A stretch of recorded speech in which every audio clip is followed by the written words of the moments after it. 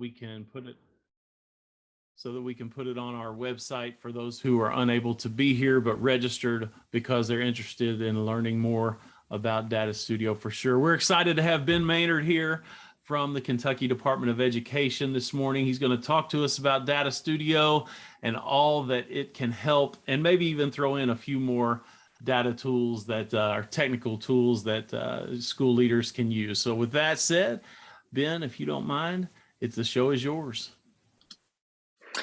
Thanks, Keith. Good to be here with y'all again today. I think I've been on office hours maybe twice now, like once a year, starting to become a regular spot. So I love it. And this Data Studio conversation is something that I think I've been on the trail of this for a couple of years, and I think this year, above all, Keith, it has been I've received the most questions. We've just the most buzz around data and how to use that as a building administrator or digital learning coach, a district administrator. Just the most buzz that I've seen in quite some time. So I'm happy to share a little bit today. And I'm glad you're recording it. And that way, for those that are on fall break, you could reach out later if you have questions and that kind of thing. So just while I kind of get my screen share ready here, just a brief background for some of you that I've not met. I recognize, I think, every name on the call today, and just for different reasons. We've been together in different places probably, and so glad you're here. But for those of you who don't know, former elementary and middle school building administrator. So I kind of come at that from this angle. But I also work for the Office of Education Technology, use Data Studio quite frequently inside our office to steward a whole lot of data and bring some things together. And so today, not going to do an online, deep dive into how to create, but we're going to get you started probably a little bit, provide you some resources. But I definitely want to give you a little bit of context about why this could be important. So if you're kind of, do I get into the water or not? This is maybe how it all ties together so that you can start to build a plan to move forward. And we've got some options for that as well. So let me share quickly. This other piece. And so essentially, yeah, so I did lead with the word Data Studio, right? So, and I think this is why, because I don't think any of us, I know one classically trained data scientist that's a school administrator or district administrator. Most of us we come from teaching in a classroom, and we've worked with data, but I wouldn't say we're data scientists, but we certainly know data is important to discovering a whole lot of things about our school, our classrooms, and especially our students. And so I want you to kind of don't think of this conversation and this really through the lens of data. Put your teacher lens on it, put your administrator lens on it, and let's leverage the things that we do naturally pretty well in terms of just being naturally curious and constantly learning, and just being really relentless in pursuing what's best for students. And I think if you come at it through that angle, through that lens, it puts Data Studio in a little bit different perspective, because I'll just tell you, on a really super techie end, Data Studio was never built for education. It was built for some other things, but education is probably its fastest growing, user group, and all over the world. So they're making changes fast. And over the last 2.5 years, this product has really grown to the point that it can be really useful for you. I'm going to show you some examples today. I want to kind of kick you off with, let's think through that lens a little bit.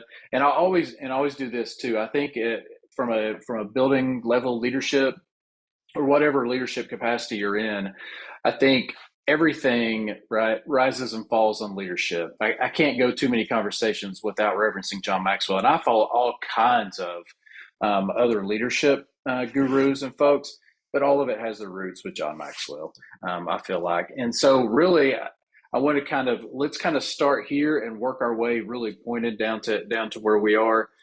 So he's pretty famous for this quote about impressing, tell them about your accomplishments. But if you really want to have impact on someone, let's talk about, not only the accomplishments, but also the failures. And I think that's important context for this conversation, because I feel like there are data sets, and we'll talk about this in a second, that really talk about accomplishments or achievements, but there's so much more to learning and so much more to students than just accomplishments or failures. There's got to be, in order to have growth, in order to showcase that, you've really got to have both in the same picture at times to give an accurate, depiction of where we are and where we need to go. And so I think it's an important leadership lesson to remember as you kind of wrap this around the data conversation.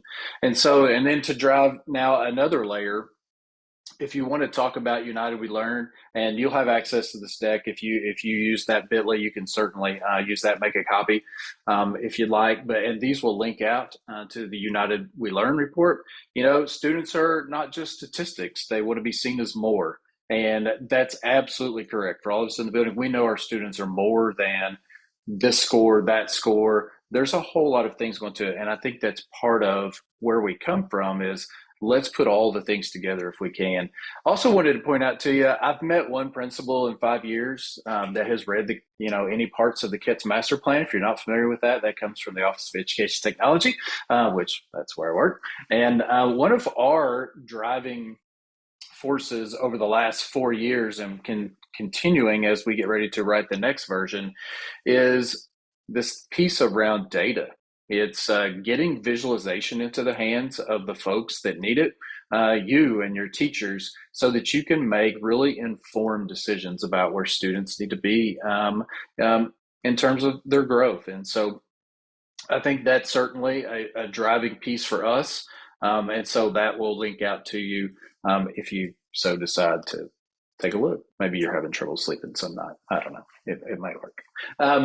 Okay, so now let's get really real, right? So the P-cell. And so I just lifted out more than a couple, 4 standards in particular that talk about as administrators, our use of data and building systems for school improvement, for improving the teaching and learning process. And so that was rather difficult for me at times because we'll talk about it in a second, but I felt like I was handed data sets. These are the ones to pay attention to, right? And there were so many things flying. It's like, how do I build a system? And so I think Data Studio and some of the things we'll talk about today are going to help you kind of start to put some guardrails up, some framing around how could I put a system together? Or if you've put together a really nice system, how do we include maybe more pieces of this and how does Data Studio play a part? And so this will link you out to a P-cell document where you can take a look at those 4 standards and how data and data systems tie in. Now, there's just 3 of you on the call today, and I'm fine. Keith, I don't know if it's customary in office hours for people to unmute and chat a little bit, but I would be willing for that to happen since there's 3 right now. But one of the things that we were going to kind of look at was a quick poll on what types of data sets do you work with most frequently? And I'm going to presume, and I know we have several on today, if anybody wants to unmute and say, hey, yeah, this is what I work with, that's totally fine. I think we could make a projection on what those may be. But I would assume probably accountability type data, probably a lot of demographic data, maybe some benchmark data. Are there any other data sets that you all work with really frequently, maybe, that you would want to pop in the chat or even unmute and say, that we're not thinking of? Probably mostly those 3. Allison, you're fresh out of the building for the most part. I feel like those are probably 3 that you tackled, wrestled with the most. I know it was for me. And so, yeah. Hey, awesome. Definitely. So attendance type data. That was me. Love it. That was me. I like this. I'm going to add mine in there. Yes. So if you've never used, I don't know how you pronounce it. So Keith, you mentioned some other tools. Slido, that's how I pronounce it. It has been around for years, but the integration now exists for Google Slides that is really probably the best I've seen. You can use the Q&A part of Google Slides if you like. I particularly enjoy Slido. I can now jump over to the extension later and pull out those results and share those and save those. And so I love using this, and this is now built into Google Slides. And so, yeah, persistence, graduation, yes, accountability stuff, behavior, yikes, yeah. So a lot of stuff that's living at Infinite Campus, right? For sure. Excellent. That's still open, so you can continue to kind of use that if you like. So one of the things I wanted to do, and with just a handful of you, I may do this just a bit differently. So of the types of data, so let's continue to add this context, because it's going to be helpful as you think about what you pull together as you build these workflows and these systems. I'm going to jump out of the deck just real quick. And later on, especially for those of you that will see the recording, if you click that link, it's going to jump you out to this article. And there are, from the data quality campaign, there are 9 types of educational data, right? You're like, oh my goodness. So most of the stuff that you just mentioned are around academic, testing and assessment data, some demographic data, some action data like attendance data you can look at, so post-secondary and workforce data, and then some individual and specific data. So you can kind of see, nobody really mentioned fiscal data, climate and culture data. There's some educator data, right? That's not a data set, and I'm not talking. And we're probably talking more like professional learning. Some different things in that arena. That how some of this starts to maybe look different if now that we can kind of chunk these out into these buckets to say, okay, but what does academic information look like when you pair it next to educator data and some fiscal data? And like, well, maybe what other chapters does that help us write? And so I think that helps us bring about a little bit of additional context. I won't make you do or ask you to do this next Slido. But the point is so that it kind of shows you we're mostly working in a handful of areas, right? Probably testing and assessment, academic information, and demographic data. But as we start to kind of build the story as leaders, how do we maybe package in some of these other pieces to continue to write that data story in a different way? So why add these? Because guys, I'm convinced we have a depth perception issue, right? When it comes to our data, it's not that we don't lack data. It's just that we tend to focus on some of the same areas. And I'll be so. Here's my analogy for this. These are flat out just like cheaters. I don't on a normal basis, I don't need glasses. But when the pandemic started and I was really staring at my screen much, much more, and like over time, and maybe it has something to do with age too. I don't know, because as the closer middle 40s tend to do that as well. But I really need these to be able to see some things on the screen and just be able to focus and those kind of things. And I think with our data, we are kind of, if you stare at the same thing in the same way long enough, right, it's forced me to get something that'll bring it into focus. And I feel like as school leaders, district leaders, one of the things that's happened to us is there's a core data, group of data sets that we look at continuously. And are those important? They are.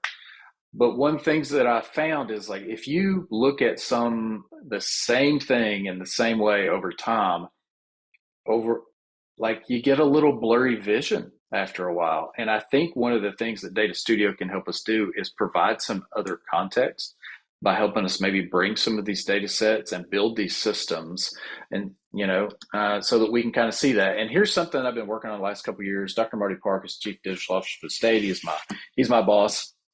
He hates it when I say that. He's really not a boss. He's been great to work with over the last 5 years, and through this kind of data journey we've been on, we've kind of developed our depth perception, like our cheaters here, and it's a little bit of an iterative process in order to provide that context. So, and really, it's about asking good questions, which is something that, as a building leader, as I think as just teachers, that we are naturally pretty gifted at, and we use that a lot. But so this feeds this by saying, where are we going? Who's on the bus and why? what data is needed and where's it at now. So one of the things is you start to develop a little bit of a data system, a little data flow in your building will be, where's it at now? Who has access to it, right? There are data sets sitting in your building or your district that you probably don't have access to, maybe for the right reasons, but maybe not until you start engaging in some conversations.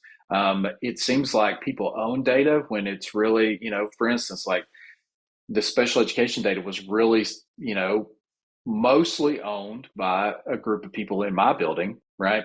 That wasn't shared to a degree, and for some of the right reasons. I'm not saying it's not, but there was data that was very useful that I didn't even realize we could access or could pair next to something that gave us more information, right? And so what was interesting is it lived in this type of thing, and then some other data lived in this other type of program. And so it didn't really talk. It was hard to get together. So that's something you're going to have to think about is data access and organization.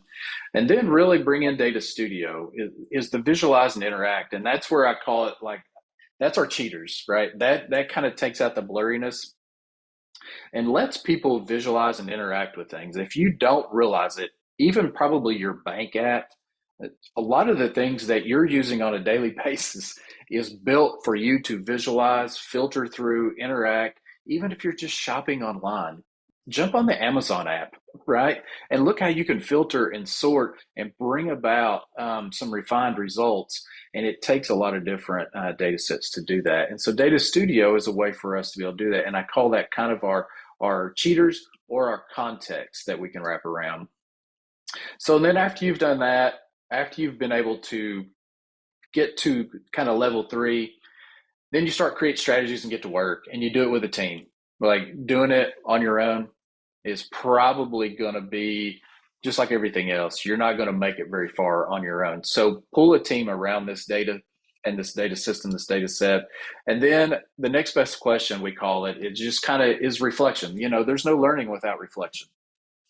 And so learn from what you've discovered, how the strategy worked, add new data, interact again, and just kind of so you can evolve with the context that's changing in your school, for students, whatever it may be, and continue that work with the team, which may be overall your entire building. So if you're looking for just kind of like a data system, you need some pieces, this may be a place for you to start. Okay. So I want to give you some quick examples and some ideas. Now, here's the interesting thing that I have found just sharing this over the last couple of years. It's hard for me to give you like real concrete examples because it generally involves some names, those kind of things that people don't want out on the public market, right? And so in order to protect the innocent, I've just kind of given you as much as I can right now. So I'll give you an example from Franklin County. So Miss Stella Pollard is the CIO. She's working within her district.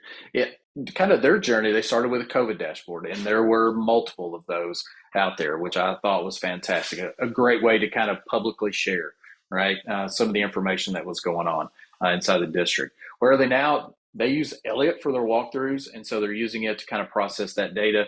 They're looking toward these two pieces this year. She's working on how to pull district curriculum maps in, as well as professional development opportunities. And guess what? I have a practice data set for you that you can use to kind of build that yourself. So you can kind of see the evolution. They started someplace, and now it's led to a next best question. And how could we? And I wonder if, and now it's starting to build on, and now all of a sudden they're starting to pull together data sets into one place. Let me give you another example. So Krista Jackson in Simpson County, right? And so they started with their case data, and then they started looking at the KSA data. And then somebody said, what if we could pull in some things around summer school? There's maps integration that we won't get into today that you could literally, like Google Maps integration, you could map out busing routes with this. It's crazy. And so she got really good at that, assigning those routes, and she kind of really helped streamline the workflow there for the transportation department. Okay. A place we don't generally talk about when we think data, correct? But she was able to pull that in. Similar as Franklin County, looking at professional learning data. And then the KSA testing dashboard, like organizing testing data and testing rooms, like it's all in a shareable place that can be filtered and sorted and brought in maps and of school buildings and that kind of thing. And then she's looking at accessibility dashboards, being able to build a resource library, essentially, I believe. And so she's continuing kind of along that journey. So just some things to spark some ideas. And then I can't ever go. So Jason Reed, digital learning coach in Fayette County, his highlight hub, I'll go ahead and click out of that actually, just to show you quickly. They're building kind of like a resource, but they're also lacing in a little bit of competition, some different things to kind of have fun with it. And so if you click on anything, right, out of this slide deck, click on this so that you can kind of see some of the places that they've been able to take this, ways to search, things that are trending, how to get training. Like they're building a literal hub here. And so is this a place maybe you need to start? I don't know yet. Maybe, but this gives you something to kind of work toward as you see how they're able to pull so many things together with this. Keith, I was going to take a minute to do just a brief walkthrough, if that works. And then I'm hot on the heels of a time for some questions for some folks. And so just quickly, like Ben, how do I get started? datastudio.google.com, and that's in the slide deck for you. So here's something different. If you're a googly type person, you use it frequently.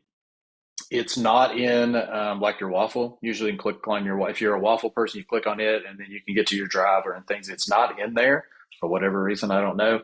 And you can't save these in folders, right? So like if you go create a new slide deck or a new Google Doc, it's not going to let you kind of create it inside a folder and drop it in there. Is that something that's supposedly coming? It is. And so it may be just a matter of time. But essentially when you go to this, it creates this screen where you have like some templates that you don't necessarily need to interact with so much, but what you're really going to do, you can share these things are owned by you, but you go to create, and these are called reports. When you create a new report, it's going to ask you to connect up some kind of a data set.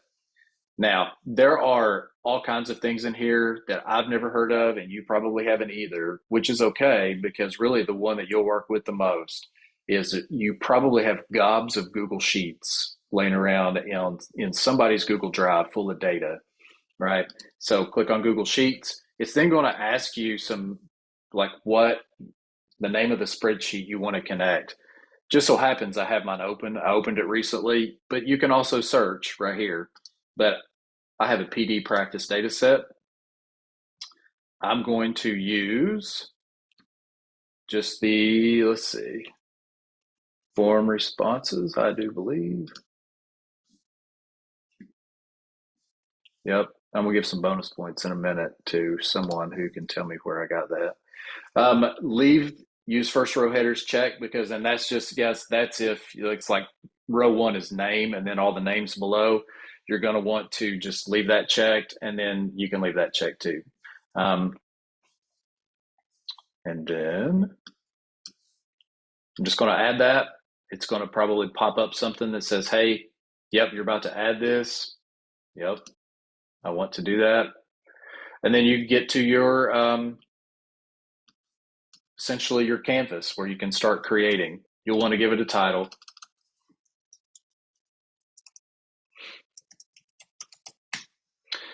And what I've connected here is a data set that looks like this in the background.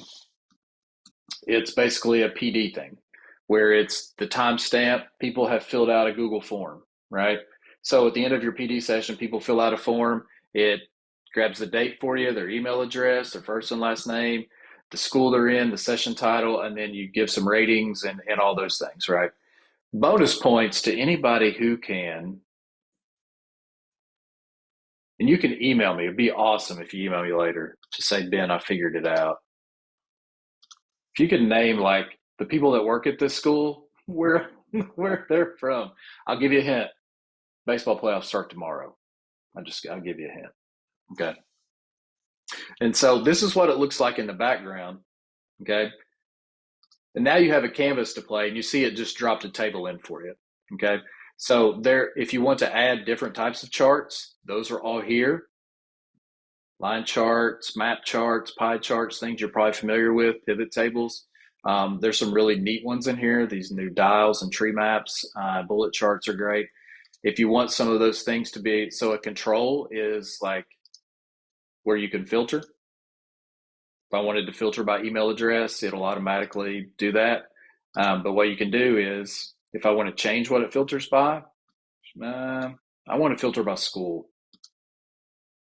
Let's see, for Mars Elementary. There we go. Right. If I want to add stuff to that, I want to know the school. I know the first and last name. Right. And so you can start to build like that. My best piece of advice is to literally create something with a practice data set, which I'm going to give you in a second, and just start to piece this together, trial and error initially. To say, does this say what I want it to say? And I've got some other resources for you to kind of help walk you through that. So I just wanted to briefly walk you through getting there, connecting a data set, and just charts and filters, and then you can start to take off to build something, to be able to kind of get your feet wet. And I want you to practice with something that doesn't matter, because here's what people have told me, and here's what I found. If you go grab the map data set that your kids just took, as soon as you start piecing that together, you're gonna start getting lost in like, oh, okay, well, they've went up and they've went, you know what I mean? Like, you really need to spend a few minutes to get your mind wrapped around the mechanics of it, so that then when you move to that data set, as you start asking questions, then you can start to build it out to answer those very questions that you're asking. So start with something that you don't have an emotional tie to, would be my best advice. Okay. And then I got a couple more slides and we're about finished. And I'll Ben, have some Allison questions. is very concerned that what we just saw in the intro to is not nearly as pretty as what is on the site. Yes. So I know some really creative principals, and I know some principals like me who are not very creative, right? Yeah, And but so I mean, like what you just showed us, is that what it's gonna look like on the site if you leave it like that?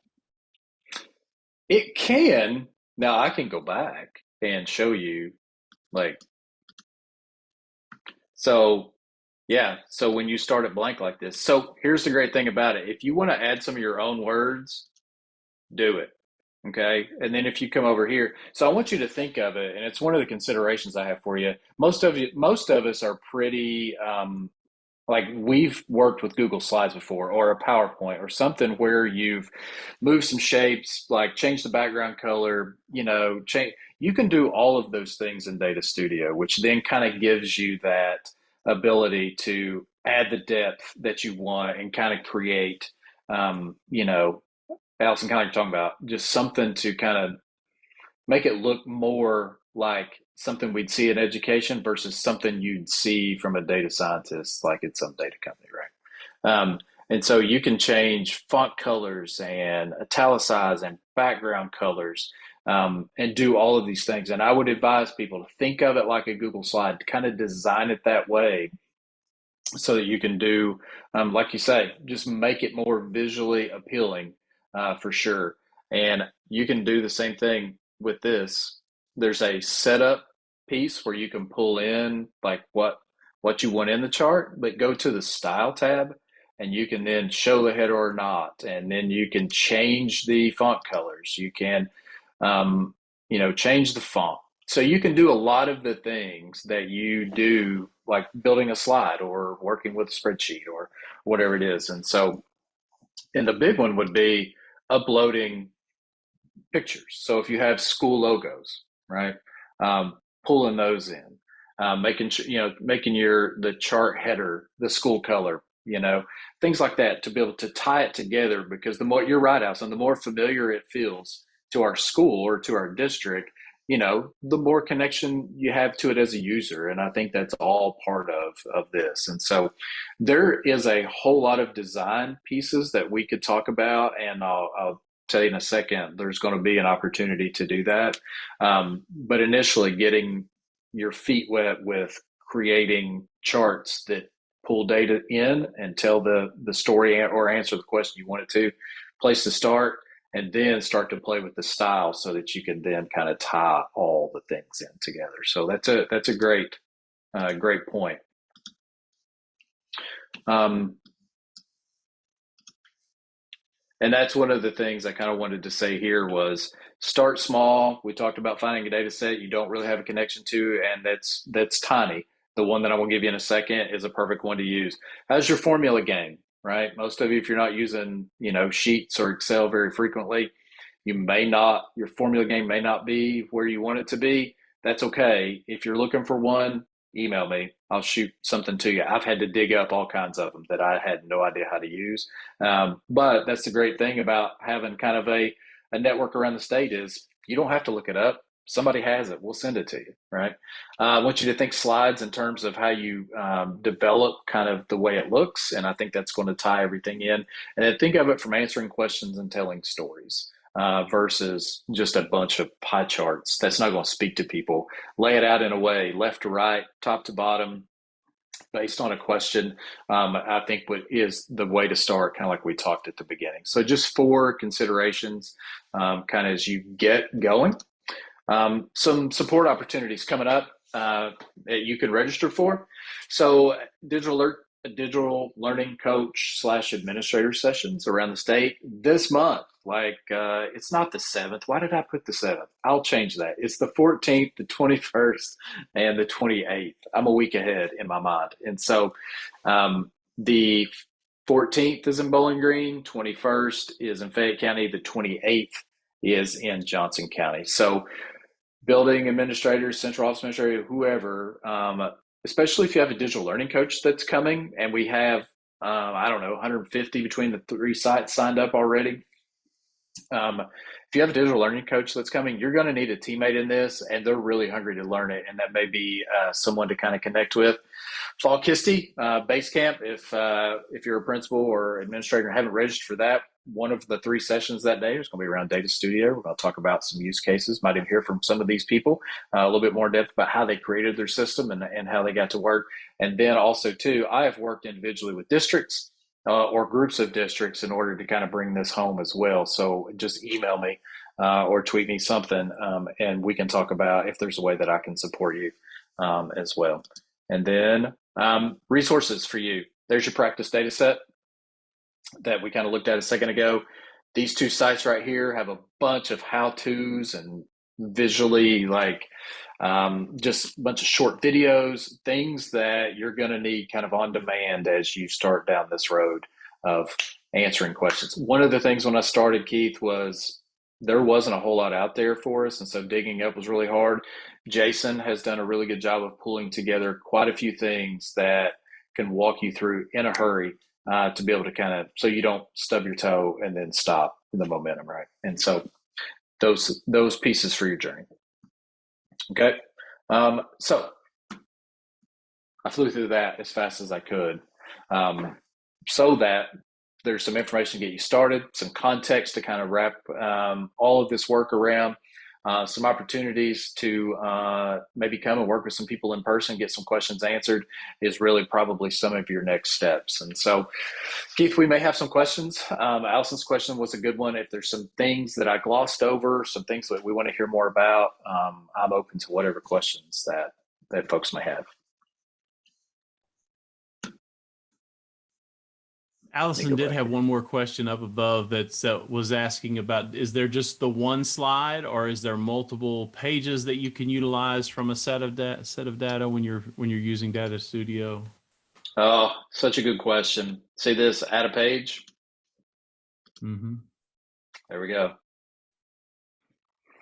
So now you can actually title the pages. Okay, so would the pages then be at the top? The different pages? Very, very good question. So let's just call this Untitled Page 1. Let's call this one Untitled Page 2. Right now, when you go to view, okay, Untitled Page 1, Untitled Page 2, right? So I see Gotcha. where you're going, right? You're thinking like if I had some kind of information here and then on page 2 it's here, so I'm starting to build like a little data hub for maybe my teachers. If you Yes. go to theme and layout, and you go to layout, you can actually choose where the navigation goes. I personally like it now. There.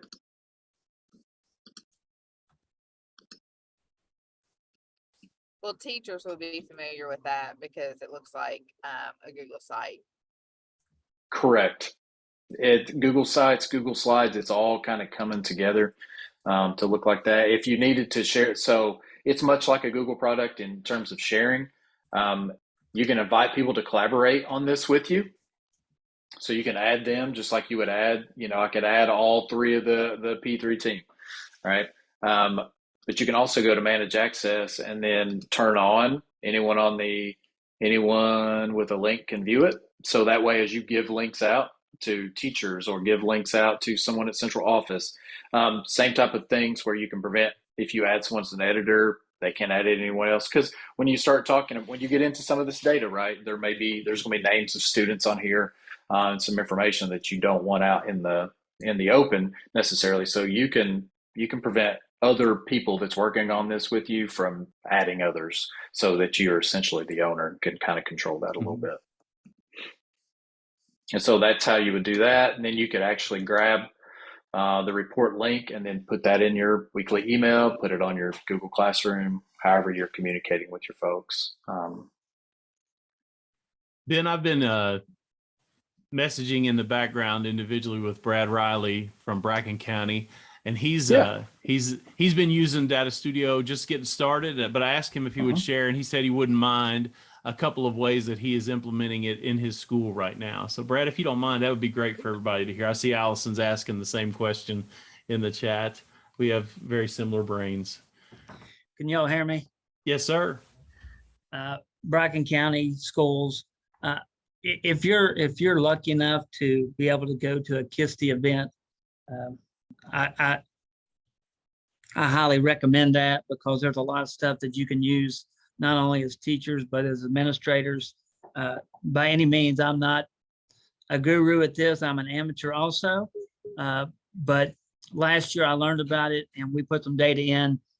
We take the Case 21, the Mastery Connect, it's changed to now assessments in our school, and I was able to pull those reports and use that data to meet with individual teachers to show them their student reports.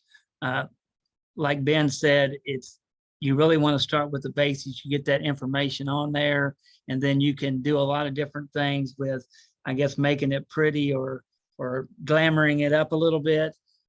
But it is really neat because when you have that data, you can add a lot of different styles to it, a lot of different graphs, and then those graphs kind of correlate, respond to each other. So if, for instance, John up here scored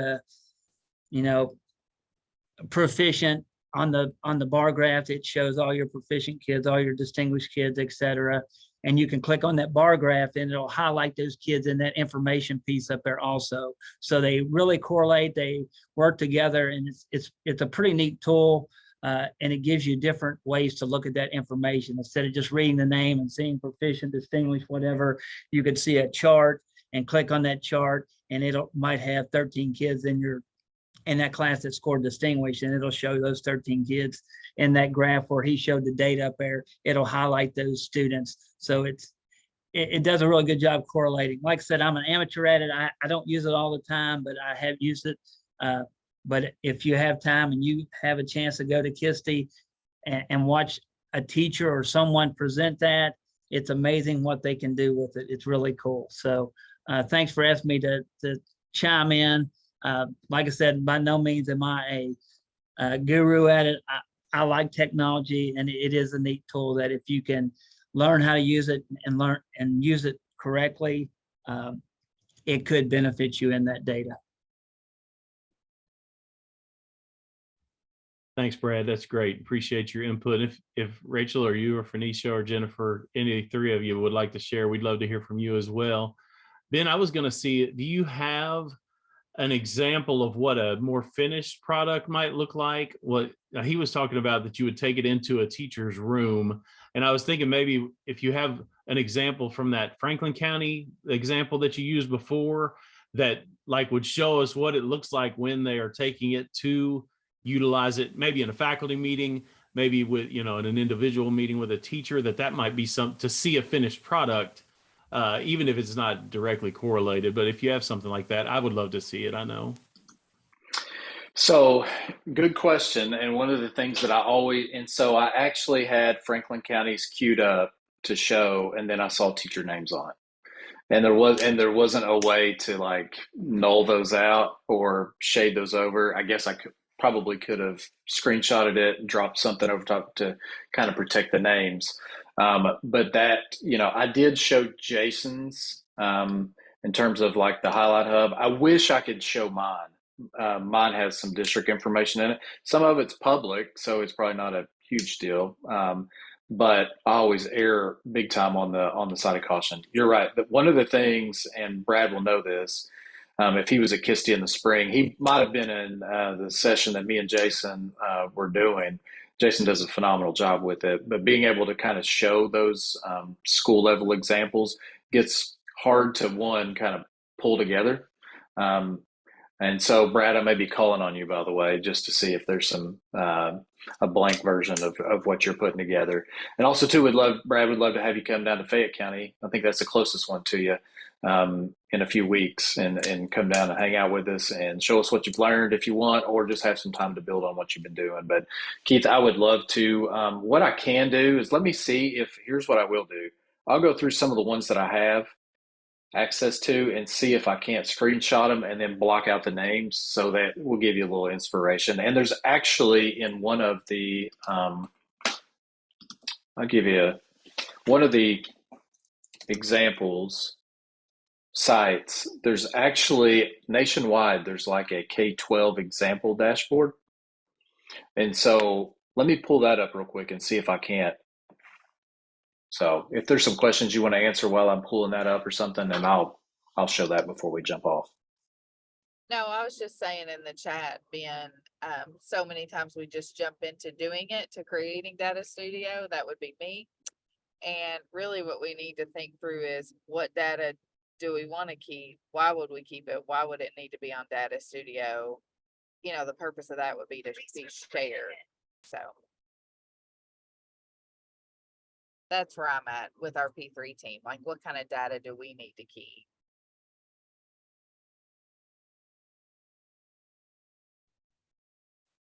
Yeah, I love that Rachel is talking about, for their co-op, the data that they're wanting to keep is on which district they reach. And I think that's something that P3 would want to do as well, to see, how many people are really watching the recording of these P3 connections, and are we reaching the audiences that we want? How many people are listening to the podcast? How many people are clicking on the principal calendar to see the things that we're offering, so that we know, what's being utilized, and if we need to do better at our PR, or if there are things that that we're putting a lot of time into that don't necessarily help the principals in the seat. So that's something for the P3 side, I think, that would be interesting.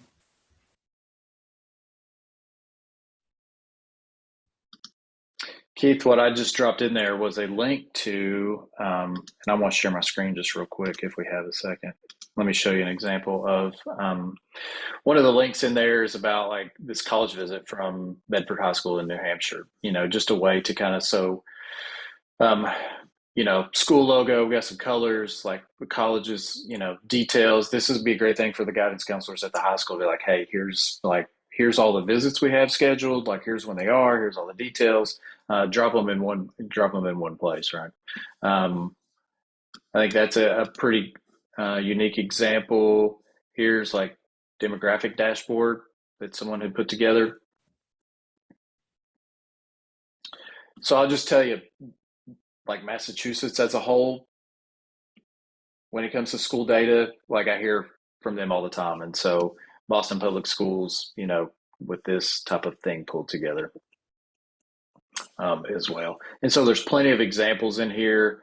PE department schedule, library activity report, which I actually really like for any of you that's working with your library media specialist. The library media specialists in my building, it was hard. It was hard to be face to face. They were like the schedule and our schedule, so we had to schedule something. But this would be a tremendous way to, if there were some things that they had pulled together, to be able to, that you have access to as a principal all the time.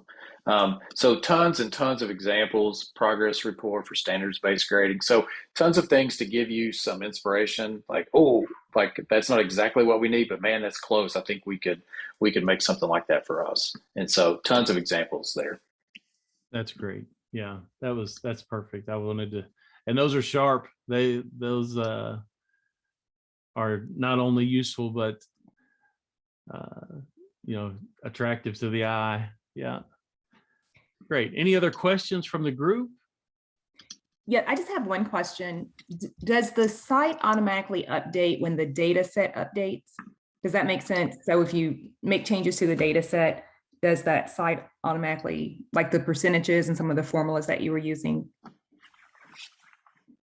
Yes. Oh, and that's the thing is, like, then you don't, once you change something, you don't have to then turn around and make a new copy and all those things. And so at minimum, Phoenicia, so great question. At minimum, it would update for everyone. You can choose timeframes, 15 minutes. That would be the lowest amount of time you can choose it. You can go all the way up to an hour. If it's something that doesn't need like an hourly heartbeat or every 15 minutes or something like that, if people are only checking it once a week, that's fine. That's more for performance. If it's trying to find the new data every 15 minutes, it gets kind of struggles on performance at times, or could. But the other thing is, I'll just show you real quick. One of the things that they've added has been a quick way to, if you go to the three dots and just refresh data, it will immediately pull it to the dashboard. And so usually it's quicker than 15 minutes if you don't refresh data, but if you really wanted to see it instantaneously, it's right there. So just refresh it and you're good. Yep. So on the opposite side of that, if I wanted to maintain I guess once I create it and I just want that data to show maybe, and I'm still collecting data over the year and I don't want it to change until, the end of a year, is that possible as well? Yeah. So one of the things that you could do is potentially set up one of the controls you can set up is a date range. So on the date range, you can actually say from August 1st to August 31st, and that's where it stays. And then you could go in later and add till the end of November if you wanted. And so you can kind of add the time slice that they could look at. Or you could, in some of your data sets, let's say in the practice data set, here's kind of a cheat, is one of these columns could be the school year 22, 23, you know what I mean? And then you could add another. So you could almost then let people select by year and you wouldn't have to open up the year until you were ready, that kind of thing. So there's some definite ways to do it. Usually the easiest way has been the time slicer. Good question.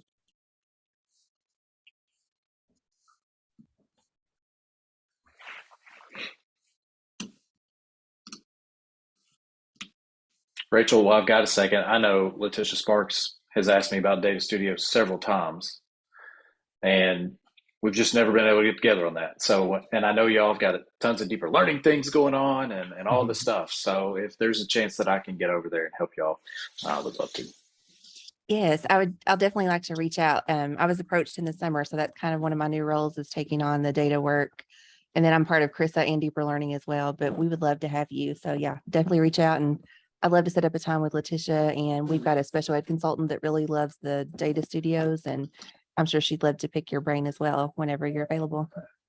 Not Jenny Hogg, is it? Yes, it is. I was getting ready to say. Yeah, I know Jenny. She pinged me with a question a while back. So yeah, I think you all are on the right track. So if I can help you, I'd love to. Thank you. We appreciate that. All right, guys. Well, thank you very much, Ben. We appreciate your time and the expertise that you have shared with us today. Just a couple of things before we head out. That's not the right screen that I want to share. I wanted to share the upcoming